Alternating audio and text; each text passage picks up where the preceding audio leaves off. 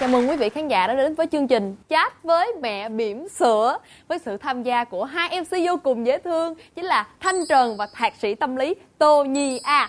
Xin chào Thanh Trần và rất vui được gặp lại quý vị của Chat với mẹ bỉm sữa. Nha ơi, ngày hôm nay chúng ta lại thêm một lần nữa được lắng nghe nhiều câu chuyện thỏa mãn sức nhiều chuyện của chúng ta. Chị không biết là chuyện nó hấp dẫn tới đâu, nhưng mà chị nghe cái giọng của em là nó cực kỳ hấp dẫn và thu hút rồi đó. Vâng, và sau đây xin mời bà mẹ bỉm sữa ngày hôm nay của chúng ta.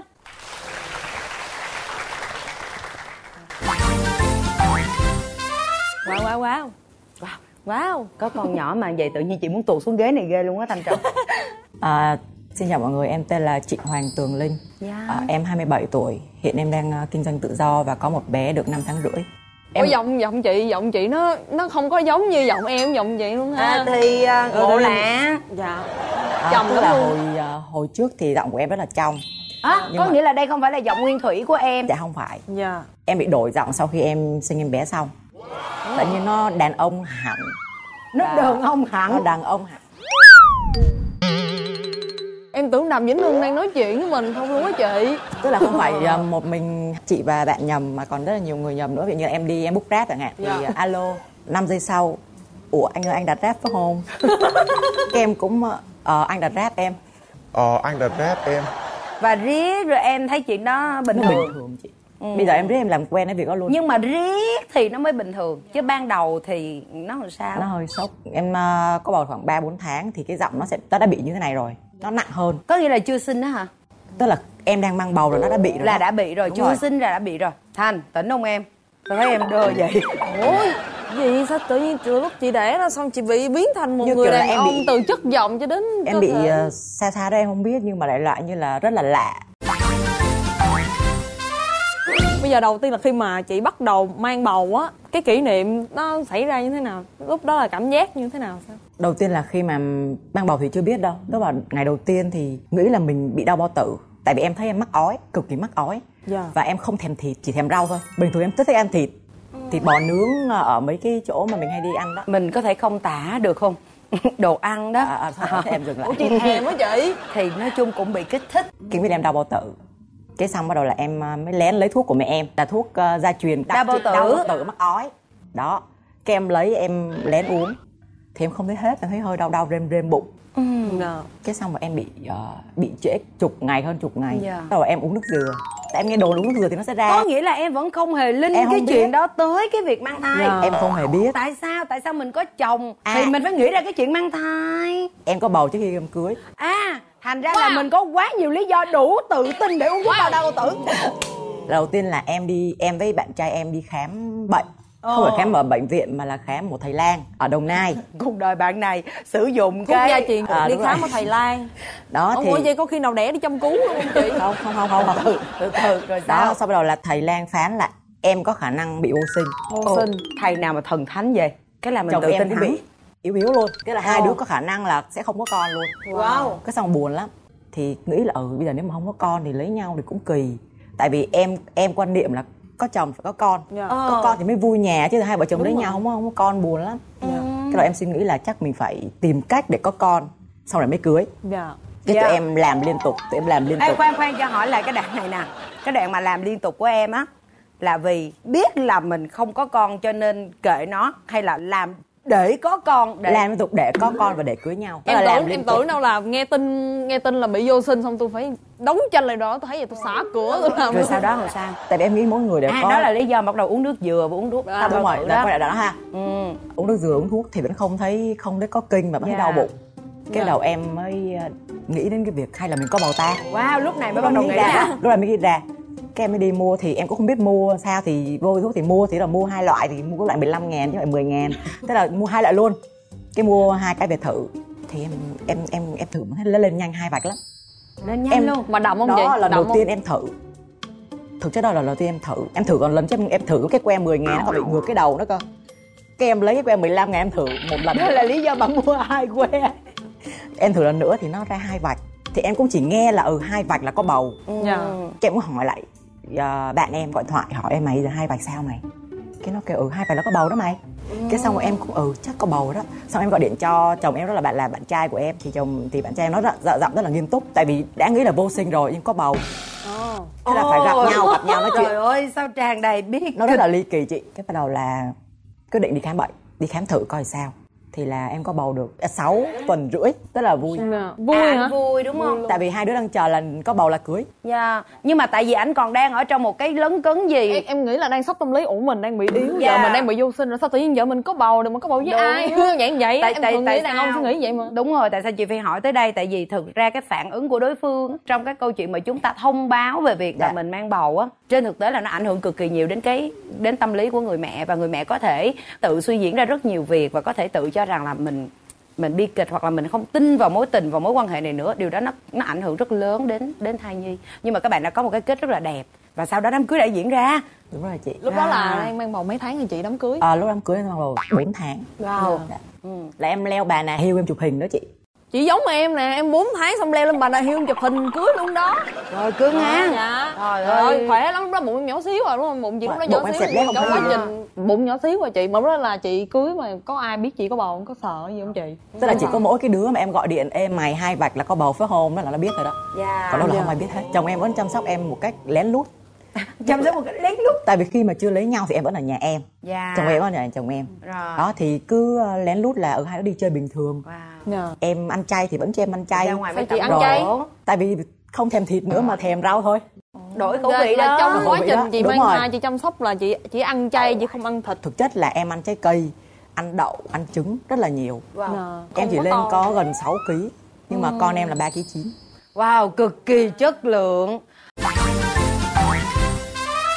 Vậy cái ngày mà đón cái anh 3,9 kg đó ra đời nó như thế nào?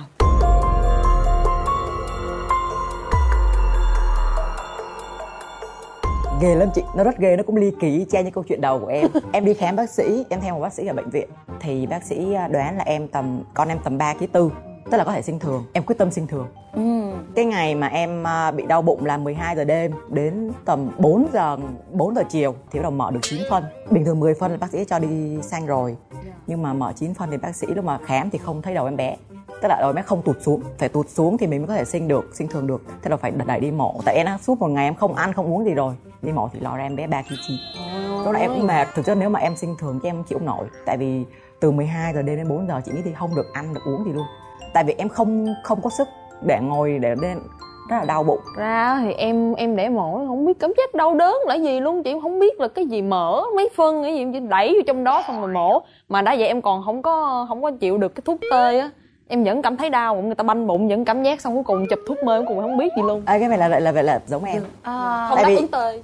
Đúng rồi, tức là cái nó ly kỳ độ là em như kiểu em sinh 2 lần, tức là sinh thường và sinh mổ. Em đau vì sinh thường mà cuối cùng không sinh thường được ra qua sinh mổ thì khi mà gây tê rồi em vẫn thấy đau. Cái bác sĩ gây mê cho em luôn. Đó là khi mở mắt ra thì em thấy em nằm trong căn phòng, rất là nhiều người nằm xung quanh. Sinh xong là thấy vậy đó. Chị mở mắt ra là lúc đó chị đang trong phòng phải không? Đúng em rồi. Mở mắt ra là lúc đó em vẫn còn đang trong phòng mổ. Mà em nghe cái gì mà xù màu gà đó. Đúng rồi, xù màu gà. Trời ơi, gì vậy? Đi đẻ xong phát hiện bị xù màu gà. Chết rồi. Xong cái cuối cùng mới biết là hai bác sĩ ngồi nói nhau. Đúng rồi chị, xù màu gà đó, cái bà đó bị 75 tuổi bị xù màu gà. Em chữa nè. Có nghĩa là đang nói về chuyện khác mà tự nhiên em mở mắt nghe đúng khúc đó, em nghe đúng là xù màu gà. Trời ơi, đi đẻ phát hiện bị xù màu gà. Chết rồi, sao rồi? Sao? Em đã hồi tỉnh trong một trạng thái bất lợi nha. Em hết hồn luôn á chị. Thời gian lúc mà chị sanh bé xong đó, chắc là chồng chị là chăm sóc hai mẹ con rất là nhiều đúng không chị? Chứ rất là thông cảm cho mình nữa. Cũng sợ là em bị stress. Dạ. Cũng sợ là em bị sốc nhiều thứ. Cái gì cũng kêu không sao đâu em. Cái đó là cái câu cửa miệng là đẻ xong rồi hết em. Thực sự trong lòng em lại cảm nhận được thêm một câu nữa là đúng. Đó là lấy chồng là một việc rất là quan trọng. Để mình xài những lúc này. Đúng rồi, xài những lúc này nè chị. Lúc này mình rất là xấu là một nè, cái tâm lý rất là bất ổn. Đúng rồi. Nếu mà không một người mà thực chất là yêu thương mình, chịu đựng được mình những cái lúc mà mình bị điên, như em thích cái này thích kia, thích vớ vẩn rồi em khóc kiểu như hồn nhiên, thích khóc, thích cười là cười như vậy thì chắc không chịu được. Còn thêm một vài cái nữa là bị mọc râu và mọc lông chân, và mọc một bên thôi. Tức là mọc râu và mọc lông chân một bên. Là mọc râu đầu tiên em tưởng là em sờ thấy nó kỳ, cái soi gương thấy nó dài được khúc vậy nè. Cái này là em nói thiệt chứ không phải là em thêm gì đâu, mà là em nói thiệt. Là được khúc vậy nè. Đó, cái xong rồi nó vài ngày sau thì nó nhiều thêm. Chị lại đang chờ đợi cái câu là nó rụng đi. Nó không rụng, nó chưa rụng, đây là nó vẫn đang mọc. Thì đến tháng thứ 8 thì nhìn xa là cũng thấy hơi rõ. Nhưng mà phút được rồi vậy nè. Nhưng mà nó chọn ở chỗ này thôi. Chị đi khám bác sĩ không nói vậy chị hay là sao? Đi khám thì bác sĩ nói là chưa bao giờ gặp trường hợp này. Người ta kêu là có thể là em bị rối loạn nội tiết hay gì đó, thì có cái hormone thì lại là như là hormone nam nó mạnh hơn, cái thành ra nó hormone nữ nó bị chìm xuống, cái em mọc râu rồi mọc lông rồi giọng em khàn rồi em mọc mụn. Thì đúng rồi, nhiều người bị nội tiết thì là nổi mụn, thì đúng mà mọc râu là lần đầu tiên em thấy luôn đó. Em có chụp cái hình lại luôn, hình râu để làm kỷ niệm luôn. Có luôn, kỷ niệm luôn, có kỷ niệm luôn. Tại vì em nghĩ là chắc bác sĩ kêu là sau này nó biến thái quá ta, tự nhiên nó mọc râu rồi nó mọc lông, mà mọc lông có một bên thôi. Em ở bên chân phải, còn tay trái em không mọc. Chồng chị thấy vậy là có nói gì không chị? Thì cũng chắc không sao đâu, em đẻ xong hết à. Tức là cái mặt thì cũng sượng sượng, cũng nghi ngờ lắm. Không biết nó có hết không ta. Vậy đó. Nhưng mà thì cũng chồng động viên là nhiều. Tại vì chồng em thì học tâm lý, cực kỳ thông cảm và cực kỳ chiều em. Tức là khi em thoát ra khỏi cái giai đoạn đó rồi, em mới thấy là trời ơi, chồng mình thật là siêu nhân. Tức là bản thân em thấy chắc mình không chịu nổi mình đâu. Em rất là khó tính hả chị. Đầu tiên là em không biết ăn hành. Thì bình thường là ăn hành thì mình vớt ra thôi. Nhưng bây giờ khi mà lúc em có bầu và lúc em sinh xong thì một cọng hành em cũng khó chịu nữa. Em cằn nhằn bắt đổ cái tô khác, chứ em không có chịu ăn cái tô đó nữa. Và nhiều cái nó rất là khùng điên. Ví dụ như là đang nằm đêm tối vậy đó, cái em khều cái em khóc. Ủa khều là sao chị? Tức là đang chồng nằm kế bên em, nó ngủ rồi, khều nó ngủ rồi. Không em khóc ghê hơn, em khóc dàn dụa nước mắt luôn. Chị đã thấy chị ghê lắm rồi đó em không. Cái chồng hỏi sao khóc, kêu em muốn khóc vậy đó. Mà chị khóc trong cái giọng đàn ông như vậy luôn á chị khóc thôi. Đúng rồi. Em tả một cái trường hợp mà chị không biết nó là chính kịch hay hài kịch luôn. Không có bè mà rồi cũng nói chuyện nhưng mà nó không nên hơi, tại vì giọng nó bị tâm lý em rất là bất ổn, cực bất ổn luôn. Đã thì nhìn lại bắt đầu về nhan sắc, về mọc râu, rồi có về lại như cũ không? Bi kịch lắm đúng không em? Tức là rất là nhiều cái, tại vì em bị quá nhiều thứ. Giả sử một lần nữa điều này nó lặp lại với một đứa con thứ hai, em thấy như sao Linh? Em đã từng nghĩ chắc đèn lần có má ơi. Chị Nha có thấy là bình thường khi mà những người mà có bầu rồi á thì cơ thể thay đổi xấu xí hay là mập ra gì đó người ta đã đủ stress rồi, nhưng mà đối với chị đây là còn một râu rồi biến đổi giọng nói thì người ta còn có thể bị stress trước và cả sau sinh nữa. Chính xác.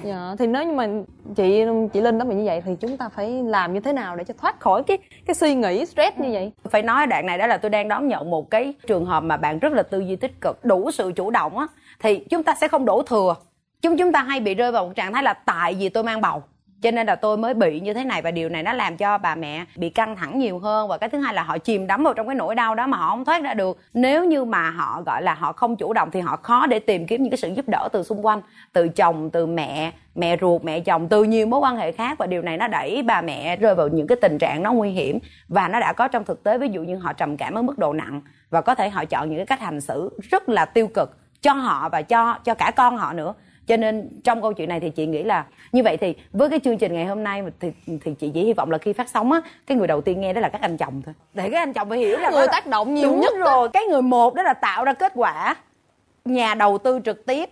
Hai đó là cái người phải chịu trách nhiệm về quá trình chăm sóc sản phẩm cùng với vợ mình, phải là cái người mà tạo ra được cái gọi là cái sự an ủi đó đầu tiên và minh chứng rõ nhất thì mới có thể giúp đỡ chị em phụ nữ. Một cái chuyện mà hơi bị khó nói một tí xíu, như là chuyện mà vợ chồng kiêng cữ trong lúc sinh và sau khi sinh đó, thì chị thực hiện nó như thế nào? Thế nên là em như kiểu là em bị đơ á chị. Em bị lãnh cảm. Em mới nói thẳng với chồng em luôn, tại vì em là một người hay nói thẳng. Tại vì mình phải chia sẻ thẳng với nhau thì mình mới dễ giải quyết vấn đề. Em nói thẳng với chồng em, bây giờ hai đứa mình là hai đồng chí đi, tình đồng chí. Em chuẩn bị sẵn tâm lý. Em nói luôn, em nói anh bây giờ mình tình đồng chí đi, chứ em nghĩ là chắc em bây giờ em thua rồi đó. Anh có khuấy động cỡ nào thì em vẫn thua rồi đó. Khuấy động. Mình tình đồng chí đi. Cái chồng em cũng ok, và chồng em cũng rất là biết, tức là cũng nghe và cũng tiếp thu, cũng hiểu. Ok, tình đồng chí trong 9 tháng thôi nha. Đó. Còn sau đó thì nếu mà em có gặp vấn đề thì Thành sẽ giúp em. Tại vì chắc chồng em cũng nghĩ được là nó sẽ bị ảnh hưởng sau khi sinh một chút xíu. Bắt đầu là chồng em cũng nói là ok không sao đâu em, bình thường. Và lúc nào cũng ổn định tâm lý cho em. Tức là em đã có suy nghĩ là hay là có bầu bên ngoài ta. Tại vì cái này là rất là nhiều trường hợp xảy ra như vậy. Thì chồng em cũng nói thẳng với em luôn, và cũng đưa cho em cả giờ lịch làm việc, rồi cả định vị của chồng em luôn. Tin không? Em tin không? Em tin. Tới mức đó mà không tin nữa thì thôi luôn. Quá tốt rồi. Và rõ ràng ngay chỗ này tôi phải dừng lại để tôi nhắc các anh thực ra niềm tin đừng có hứa, làm đi. Niềm tin là thứ phải chứng minh, cho nên đó không nói gì nhiều, đừng có nói, đưa hết lịch làm việc đây, định vị đây, muốn làm gì thì làm, tự nhiên người ta tin, đúng không? Dạ. Đó. Và em cũng nói cho em là anh có thấy em xấu không? Cái chồng em không nói gì hết. Chồng em kêu là người nào thì cũng phải có những cái giai đoạn như thế này thôi. Anh thấy bình thường. Em sẽ qua được cái giai đoạn đó. Và khi đi cà phê với bạn hay đi bất cứ đâu, chồng em vẫn lôi em đi theo. Ý là không xấu đâu. Anh thấy là bình thường lắm. Anh vẫn tự hào đứng cạnh em. Cái là điều rất hạnh phúc. Rồi.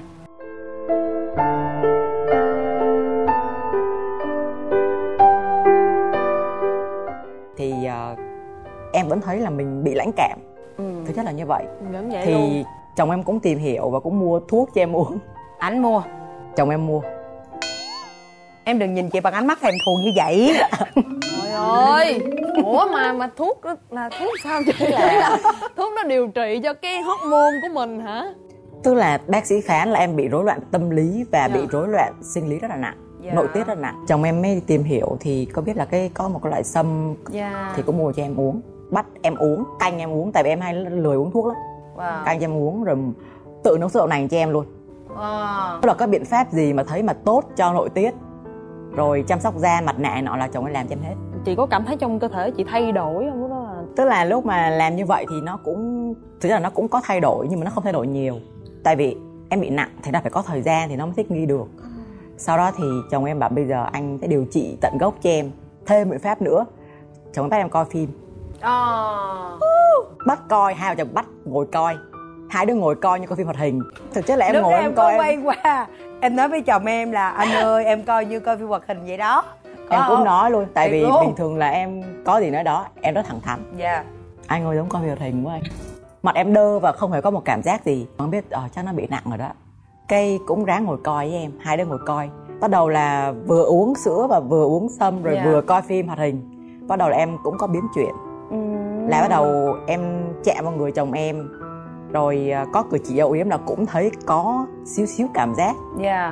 Chắc mình bớt đàn ông rồi đó chị. Đó là lúc đó em thấy là chắc bớt đàn ông rồi.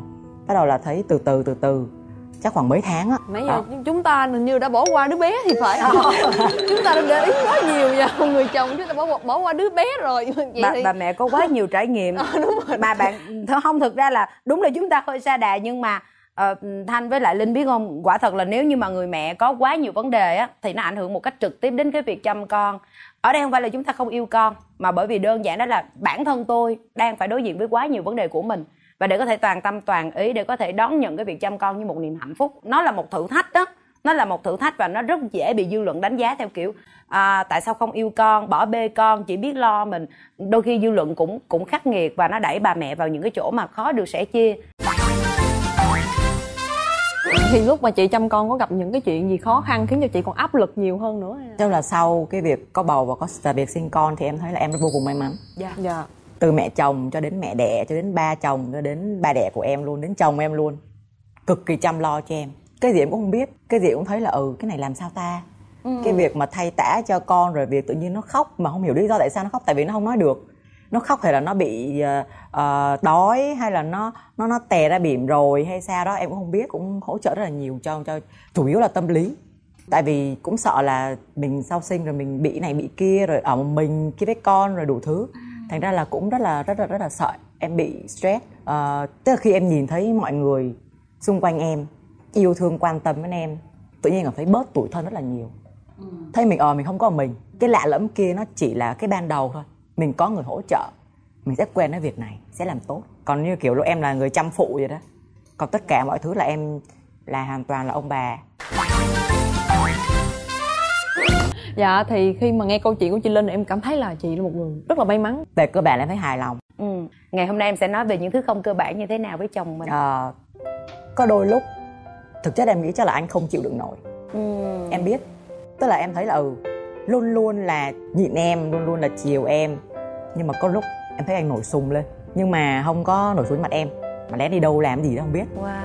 Em chỉ muốn nhắn với chồng em là nếu mà có bất cứ việc gì thì cách tốt nhất là nói thẳng với nhau. Nói thẳng tất cả, đừng giấu gì hết. Khi mà nói thẳng thì mình mới giải quyết được. Tại vì đã là vợ chồng với nhau thì phải hiểu nhau, phải thẳng thắn với nhau là cách tốt nhất để có thể hai người có thể xây dựng một gia đình hạnh phúc. Ok, thực ra thì với câu chuyện của Linh ngày hôm nay chúng ta nhận ra rằng là bạn ấy có quá nhiều sự may mắn giống như là Thanh đã nói. Tuy nhiên thì tất cả chúng ta đều phải đối diện với những câu chuyện của riêng mình. Bạn Linh nhận được một sự hỗ trợ của nhiều người xung quanh. Tuy nhiên bản thân bạn ấy cũng sẽ đối diện với rất là nhiều thứ mà phải có một cái tinh thần, phải có một cái nội lực rất là vững vàng mới có thể vượt qua. Và như vậy thì mình nghĩ rằng là ngày hôm nay Trái với mẹ bỉm sữa chỉ muốn nói một điều thôi.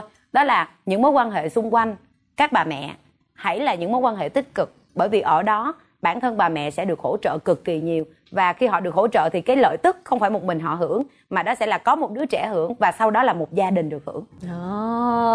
Vâng, em xin cảm ơn lời khuyên của chị Nhi A. Chúc cho gia đình của chị Linh luôn luôn là vui vẻ, hạnh phúc, đứa bé sẽ lớn thật là khỏe mạnh nha. Dạ, thì ngày hôm nay chương trình Trái với mẹ bỉm sữa đã kết thúc rồi.